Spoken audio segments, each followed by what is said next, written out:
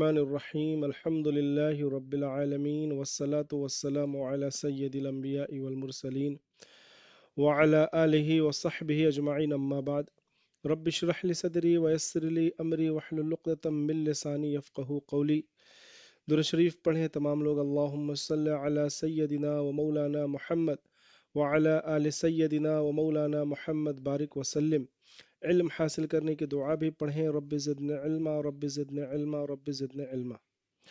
اللہ تبارک و تعالی کا بہت بڑا کرم اور احسان ہے کہ اللہ نے رمضان کے مبارک مہینے میں تفسیر قرآن کا کچھ موقع ہم سب کو عنایت فرمایا ہے، قرآن کو سیکھنے سمجھنے کا ایک موقع عنایت فرمایا ہے۔ سورہ نور کی تفسیر ہم سب پڑھ رہے ہیں، اور سورہ نور میں آیت نمبر 1 اور آیت نمبر 2، آیت نمبر 3، آیت نمبر 4 ہم لوگوں نے پڑھ لیا۔ آج انشاءاللہ اس کے آگے کی تفسیر ہم پڑھیں گے۔ تو قبل اس کے کہ ہم آگے بڑھیں، ذرا سا پچھلا جو ہم لوگوں نے سورہ نور کے تعلق سے 4 آیتوں میں پڑھا ہے اس کا ایک شارٹ ریویژن کر لیتے ہیں، تاکہ وہ جو مضمون ہے وہ ہمارے ذہن میں آ جائے اور آگے جو ہم پڑھیں تو وہ بھی اس بات سمجھ میں آئے۔ سورہ نور میں خاص طور سے اللہ تبارک و تعالی کی طرف سے احکامات پر بات ہو رہی ہے، جو اس کا مین ٹاپک ہے، اس میں احکامات بیان کیے جائیں گے، ہے نا؟ جیسے کہ پہلی ہی آیت میں اللہ تبارک و تعالی نے اس طرف اشارہ فرما دیا، اور جو سب سے پہلا حکم اللہ تعالی نے کسی چیز کے تعلق سے بیان فرمایا تو بات ہو رہی تھی زنا کے تعلق سے، بدکاری کے تعلق سے اللہ تبارک و تعالی نے پہلا ہی حکم بیان فرما دیا، ہے نا؟ یہ کیوں بیان فرمایا؟ کیونکہ بدکاری جس معاشرے میں ہوتی ہے وہ معاشرہ تباہ و برباد ہو جاتا ہے۔ ارشاد فرمایا اللہ تبارک و تعالی نے کہ الزانیۃ والزانی فجلدوا کل واحد منہما 100 جلدہ، ہے نا؟ کہ بدکار مرد عورت، بدکار مرد، ان دونوں میں سے ہر ایک کو 100 کوڑے مارو۔ وَلَا تَأْخُذْكُمْ بِهِمَا رَأْفَةٌ فِي دِينِ اللَّهِ إِن كُنتُمْ تُؤْمِنُونَ بِاللَّهِ وَالْيَوْمِ الْآخِرِ، اور ایسا کرنے میں تمہارے دل میں کوئی رحم نہیں آنا چاہیے، ہے نا، اگر تم اللہ پر اور آخرت پر ایمان رکھنے والے ہو۔ وَلْيَشْهَدْ عَذَابَهُمَا طَائِفَةٌ مِّنَ الْمُؤْمِنِينَ، اور مزید اس میں یہ بھی ایڈ کیا گیا کہ یہ چیز بالکل اکیلے میں نہیں ہونی چاہیے، بلکہ اللہ تبارک و تعالی نے کہا کہ یہ چیز لوگوں کے درمیان ہونی چاہیے، اور مسلمانوں کی ایک جماعت ایسی ہونی چاہیے جو اس کا مشاہدہ کرے، اس کے سامنے یہ عمل وجود میں آئے، یہ سزا دی جائے۔ ایسا کیوں؟ اس لیے تاکہ شرمندگی بھی ہو جس کو سزا مل رہی ہے، اور دوسروں کے لیے عبرت بھی ہو کہ یہ بدکاری مجھے نہیں کرنی ہے، اس سے بچنا ہے۔ بہت سخت بات اللہ نے بیان فرمائی۔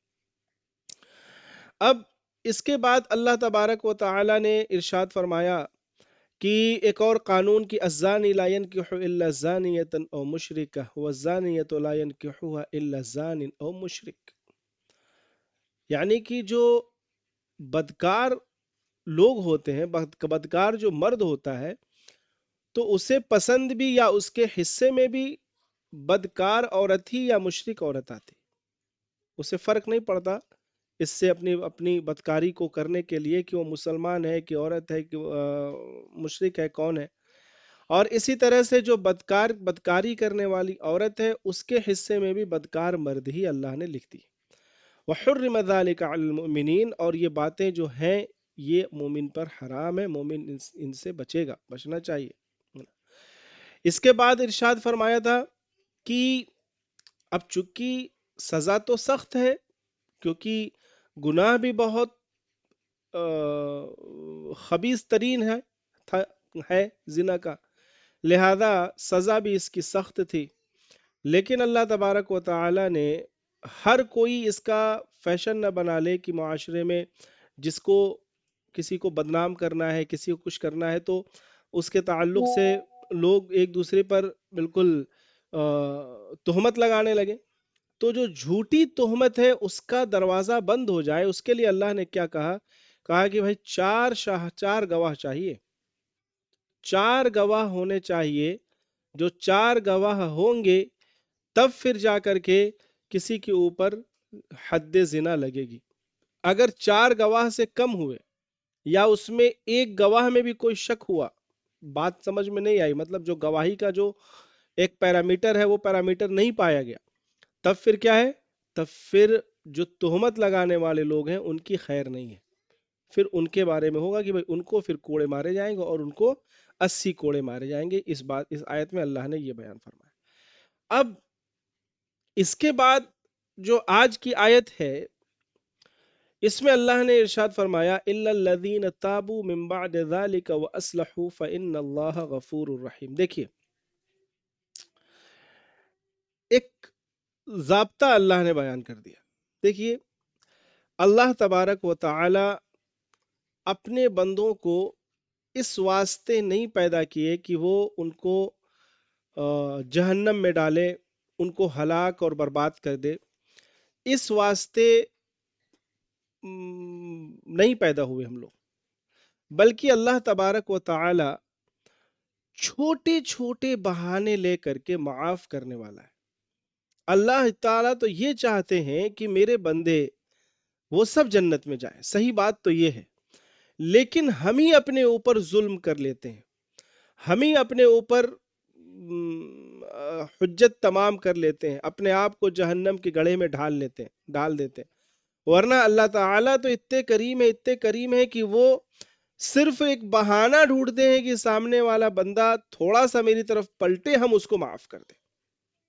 अब देखिए, इतना बड़ा गुनाह है, तोहमत लगाना कितना बड़ा गुनाह है, इतनी बड़ा गुनाह, बावजूद इसके इस गुनाह में भी अल्लाह ने तौबा का दरवाजा खुला रखा है।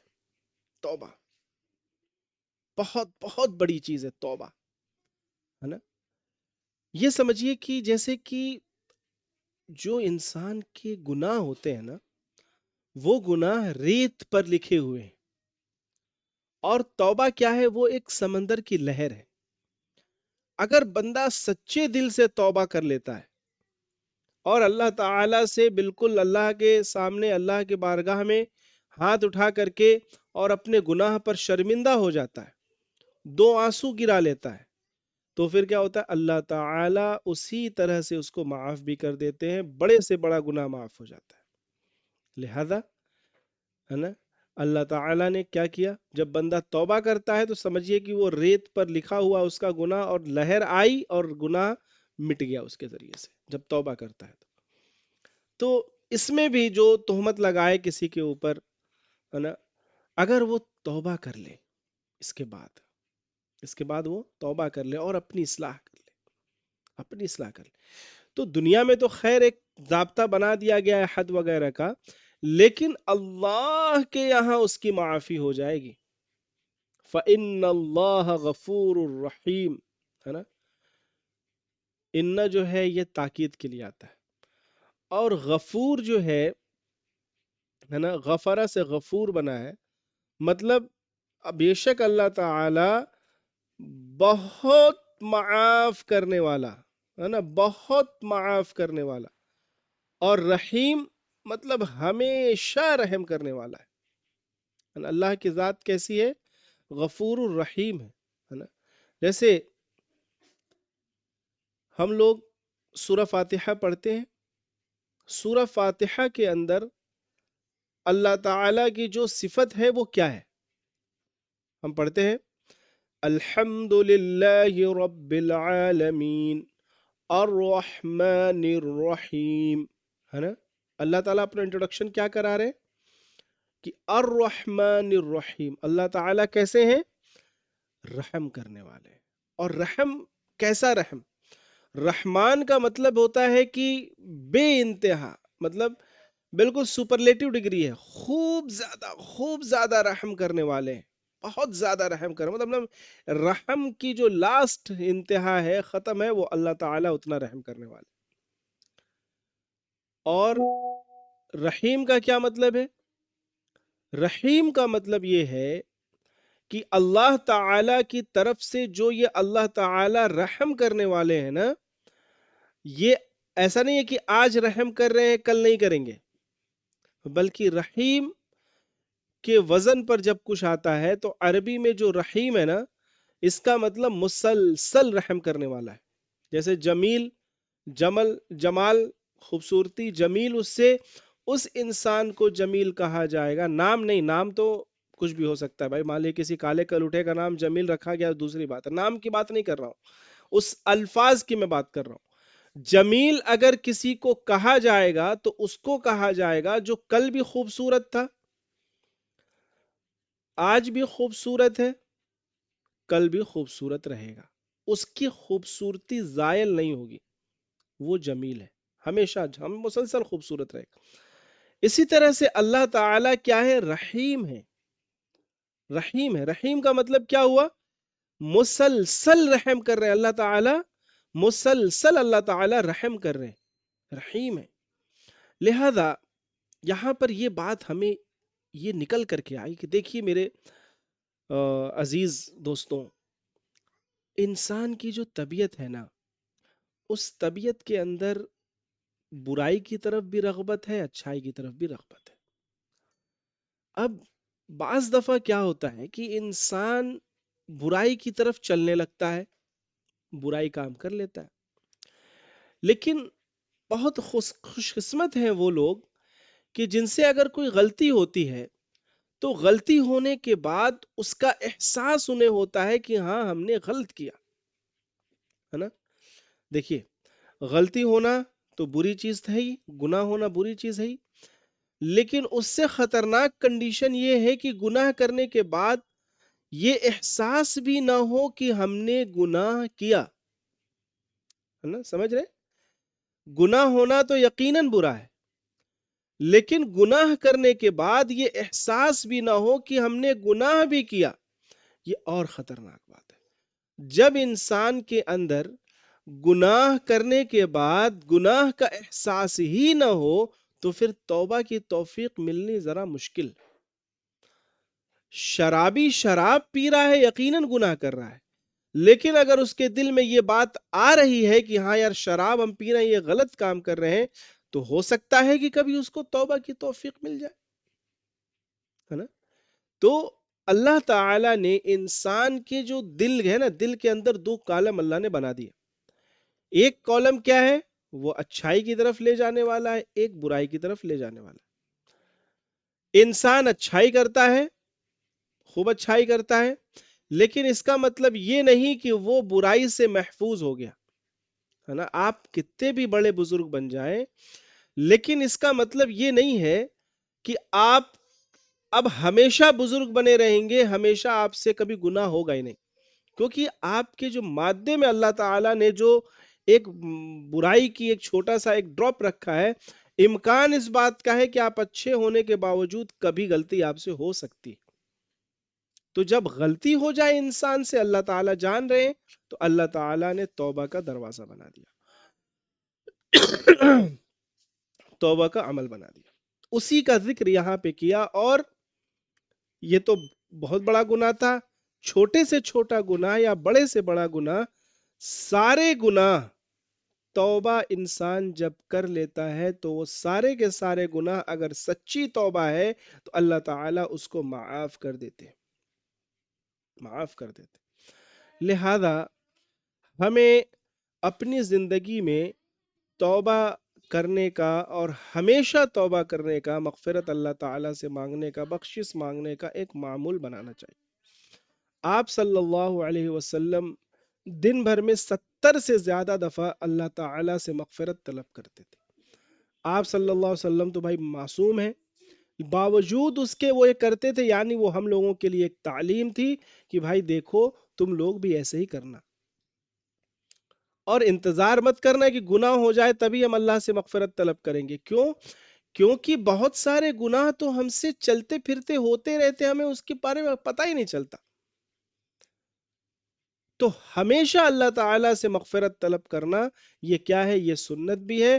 اور زیادہ سے زیادہ اللہ تعالیٰ سے مغفرت طلب اور توبہ کرتے رہنا چاہیے. یہ ہماری زندگی کا ایک حصہ بن جائے، ہمارے عبادات کا ایک حصہ بن جائے. اور آج کل کیا کہنے بھائی، رحمت کا عشرہ چل رہا تھا، پہلا عشرہ ختم ہو گیا، یہ مغفرت کا عشرہ چل رہا ہے. اس میں اللہ تعالیٰ سے خوب مانگیے مغفرت، اللہ تعالیٰ سے خوب کہیے کہ اللہ تعالیٰ ہمیں معاف کر دیجئے، اللہ تعالیٰ ہمارے گناہوں کو، ہماری لغزشوں کو اللہ تعالیٰ درگزر کر دیجئے۔ اللہ تعالیٰ میری زندگی جو گزری ہے وہ زندگی بہت ساری باتیں ایسی ہوئی ہیں جو آپ کی نافرمانی والی تھیں، اللہ تعالیٰ اس کو معاف کر دیجئے۔ یہ رحمت کا، یہ مغفرت کا عشرہ چل رہا ہے، یہ رمضان کا مبارک مہینہ چل رہا ہے، اور آج کل جب بندہ بالکل مطلب کہ پیاسے ہونٹ کے ساتھ اور بھوکے پیٹ کے ساتھ دعا کرے گا تو اس دعا میں کیا کیفیت ہوگی، ہے نا؟ اگر سچے صحیح روزہ ہم رکھ رہے ہیں تو آدمی جب اللہ سے دعا کرے گا تو اس دعا کی کیا ہی کیفیت ہوگی، اور اللہ کی ذات سے امید ہے کہ اللہ تعالیٰ اس توبہ کو قبول فرمائے گا اور آپ کی مغفرت فرمائے گا۔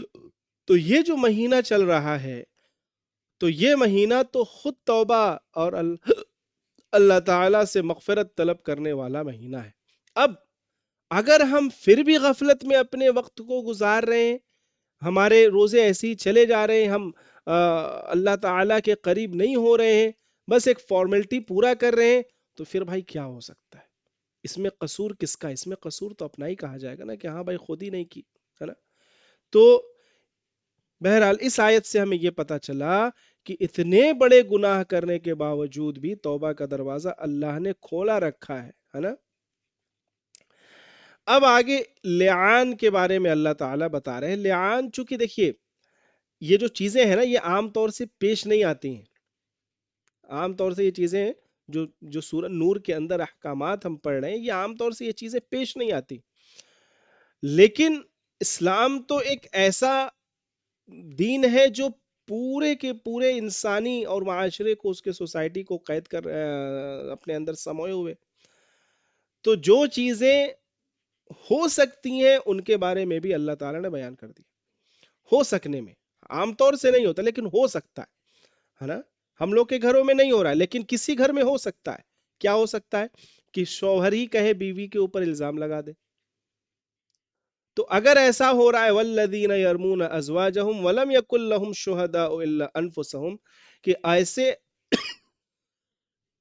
مرد جو مان لیجیے کہ کسی کو اپنی بیوی پہ ہی، تو اس پر اگر وہ کوئی الزام لگا رہا ہے اور 4 گواہ نہیں پیش کر پا رہا ہے تو اس کے لیے اللہ نے بتایا لعان۔ لعان کا مطلب ہوتا ہے کہ اپنے اوپر بد دعا کرنا، کہ اگر ایسا نہیں ہوا تو اپنے بارے میں بد دعا کرنا، ہے نا؟ تو 4 گواہ لائیے، یا 4 گواہ نہیں لا سکتے ہیں تو 4 بار اپنے آپ کو خود ہی آپ اپنے اوپر کہیے، اور اس کے الفاظ بھی اللہ نے بنا رکھے ہیں، ہے نا؟ کہ اس طرح سے کہے کہ میں سچا ہوں، اور میں اللہ کی حلف جو ایسے لیتے ہیں، حلف لینے کے جو انداز اس پہ وہ کہے گا، اور پھر اس کے بعد 5ویں دفعہ کہے گا اللعنت اللہ علیہ ان کان من الکاذبین، کہ اللہ کی لعنت ہوگی میرے اوپر اگر میں جھوٹا ہوں۔ تو یہ چیز عام ضابطے میں نہیں بلکہ یہ میاں بیوی کے درمیان کی بات ہے نا؟ بہرحال چونکہ یہ قرآن کی آیت ہے ہمیں اسے سمجھنا چاہیے، اور اس کے لیے علماء کرام ہے جب ایسی بگاڑ کی کبھی نوبت آ ہی گئی گھر میں، تو پھر کیا ہے، ایسے موقع پر خود نہ آپس میں لڑ جھگڑ کر کے بلکہ علماء کرام کی طرف، مفتیان کرام کی طرف رجوع کرنا چاہیے، ہے نا؟ گھر کے معاملات عام طور سے ہوتا ہے کہ میاں بیوی تو کم بگاڑتے ہیں، ہے نا؟ میاں بیوی کہ آپس کے جو رشتے ہیں، یہاں چلیے زنا کی بات ہوئی اس کو ہٹائیے، ویسے رشتے کی بات ہم کر رہے ہیں، میاں بیوی کے آپس کے جو مان لیجیے تھوڑے بہت، بھائی سب کا مزاج ہے، مزاج بعض دفعہ نہیں ملتا ہے، کوئی بات ہو گئی تو وہ وقتی بات رہتی ہے، بعد میں پھر میاں بیوی ایک دوسرے کو سمجھ جاتے ہیں، وہ انڈرسٹینڈنگ ان کے اندر رہتی ہے، لیکن بعض دفعہ نہیں سمجھ پاتے ہیں اور دوری بڑھتے چلے جاتے ہیں، تو اس میں اکثر تو ایسا ہوتا ہے کہ میاں بیوی بعد میں چاہتے ہیں کہ ہم لوگ مل جائیں اور جو دوری ہے وہ ختم ہو جائے، ہم لوگ خوشگوار زندگی جیسی تھی ویسے گزارنے لگے، لیکن بیچ میں ایسے نادان لوگ پڑ جاتے ہیں، بعض دفعہ تو ناتے رشتہ داری پڑ جاتے ہیں، وہ کہتے ہیں کہ نہیں ہم نہیں ملنے دیں گے، ہمارے خاندان کے ناک کی بات ہے، اس نے کیوں ایسا کہہ دی، اس نے کیوں ایسا کہہ دی۔ اب پتہ چلتا ہے کہ ایک مبارک رشتہ جو اللہ کے نام کو درمیان میں لا کر کے جوڑا گیا تھا، وہ نظر ہو جاتا ہے شیطان کے۔